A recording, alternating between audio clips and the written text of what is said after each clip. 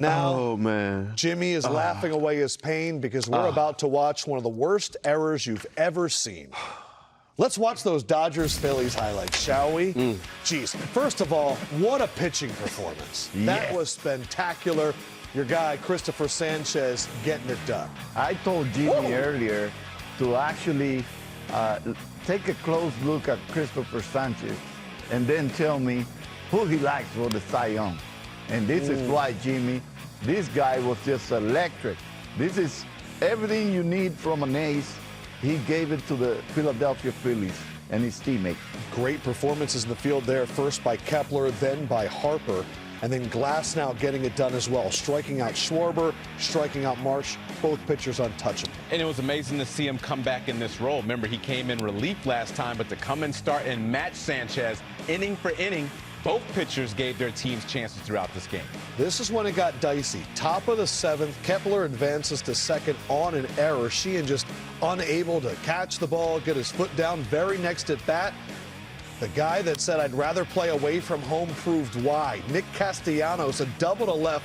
Kepler scores, Philly up 1-0, and then the Phillies defense came up big again, J-Ro. Definitely.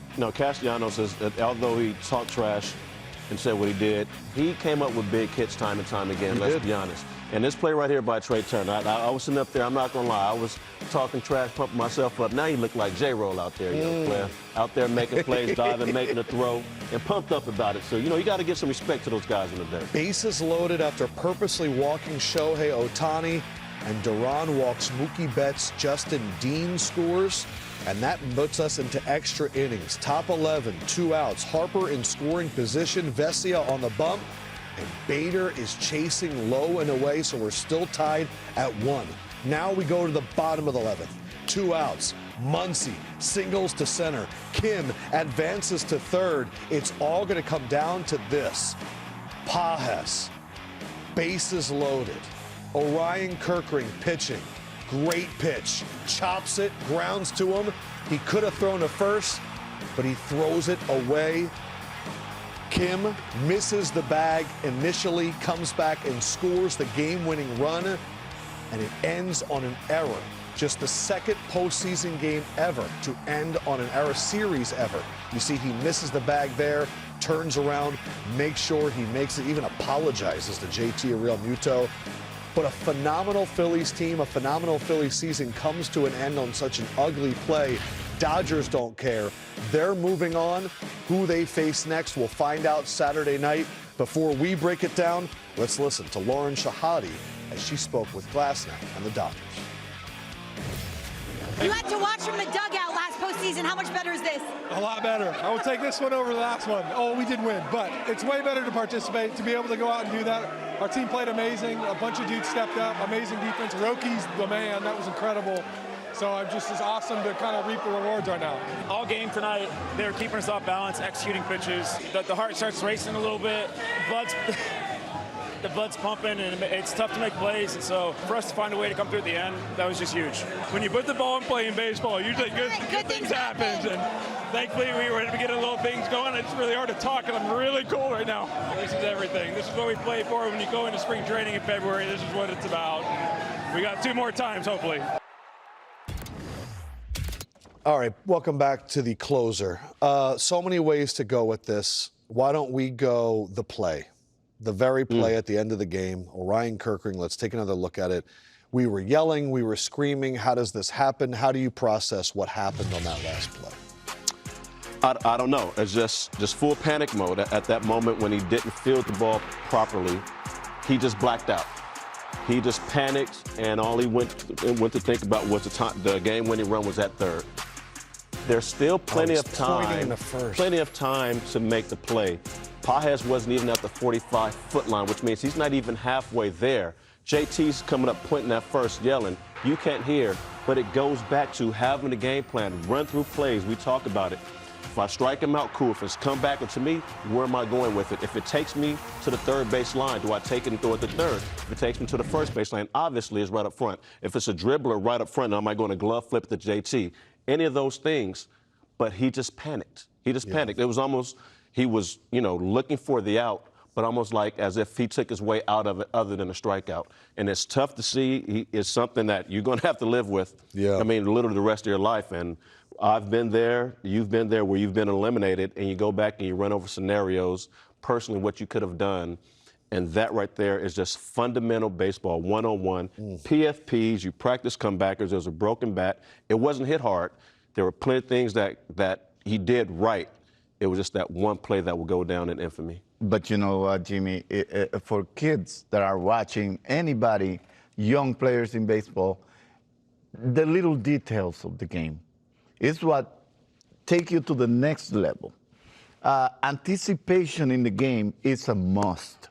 It's a must. And this is a great lesson for everybody watching. Everybody that wants to be an elite player needs to understand that the little details are as important as your training, as your strength, as your abilities, as everything you do in baseball. They need to pay attention and anticipate themselves to what might come during the game, what kind of situation might pop up. And this is a real good example. I think he went out there with the mentality, I'm going to get this guy out, I'm going to execute pitches, but forgot that he needed to also fulfill the responsibility of fielding, throwing, and securing that out. Look, the Phillies could have added more than one run. There was also the question of, do you walk Shohei Ohtani there? You guys both said in the back that was the correct baseball decision there, even though it tied the game. And then there's the Dodgers. So let's get to the positivity of this. Can we talk about Sasaki? This is a kid that they didn't realize he was going to be the closer, came to them in September, said, fix my mechanics, and he has been unbelievable in every appearance in this postseason. And sometimes you just need a switch. You know, when things weren't going the way you thought it would over the course of the regular season, sometimes switching it up first, going and talking to them, saying, hey, I need to work on my mechanics. They do that. You go down to the minor leagues and get it. And also even the focus. You know, I remember when Zach Greinke was kind of going through this. He came back as this dominant closer first before coming back and getting his Cy Young back as a starter. Sometimes you might need a switch like this, and what better place to get it with the pressure on you in the postseason, but coming in intense moments, staying cool and calm, and using the mechanics you've been working on when you ask to be fixed. Was out 4.5 months with a shoulder problem, and he came back, and what was supposed to be the weakness of the Dodgers got filled really quickly. J-Roll, I'm coming back to you again because not only is this the end of the season for the Phillies, it kind of feels like the shutting of the window. You look at those names right there. These are the unrestricted free agents after this season. This is the oldest team in baseball, so you have to imagine a lot of changes are coming. Wheeler recovering from injury, but Schwarber, Realmuto, Suarez, the recent failure in the postseason. Is this the end of this era of Phillies baseball? With this group, yes. I think the era can keep going on, meaning they can keep winning. They can find ways to get back to the playoffs because they're good enough to do that. They've proven it. But with this specific group, yes. I say two of those three guys probably won't be here. I'm not sure what the combination looks like. We know Schwarber's going to demand a lot of money, so is JT, and Ranger's going to demand some money also. What a playoff performer what type of year you want to get him. And Ranger, yes, these are guys that have shown up when it counted the most, so you're not going to keep them all. I mean, the Phillies, yes, they have a lot of money, but they have to be smart with it. You know, those days of just being able to go and sign guys for $300 million, that probably won't happen. It doesn't happen unless you start bringing them championships and they've fallen short. So they have to find a new mix, get a little bit more athletic, get some guys back that they feel can contribute, but also look in the minor leagues. You got young Crawford down there who had a hell of a year. It's time to give that kid a look. He's speed in some couple situations where if he wasn't starting in the playoffs, he would have been able to pinch run and change some things as we saw they turned out. But as far as this group of guys specifically, yes, that window's closed. But the era of winning and getting to playoffs and giving himself a chance to win a championship, that door is still open. The franchise is processing this loss. Let's listen to a few of the players, starting with Orion Kirkering. Guys, say you in that moment. Just keep your head up. It's an honest mistake. It's baseball. It happens, and just keep your head up. You'll be good for a long time to come. It's not my fault then. You just had opportunities to score. Just keep your head up. Just keep back in my head of this really sucks right now, but hopefully keep pushing and get over this hump. You know, I just got caught up in the moment a little bit. You know, I feel for him because he's putting it all on his shoulders. But we win as a team and we lose as a team. When this happens, it's like your entire world comes to a stop, and it's just a thud.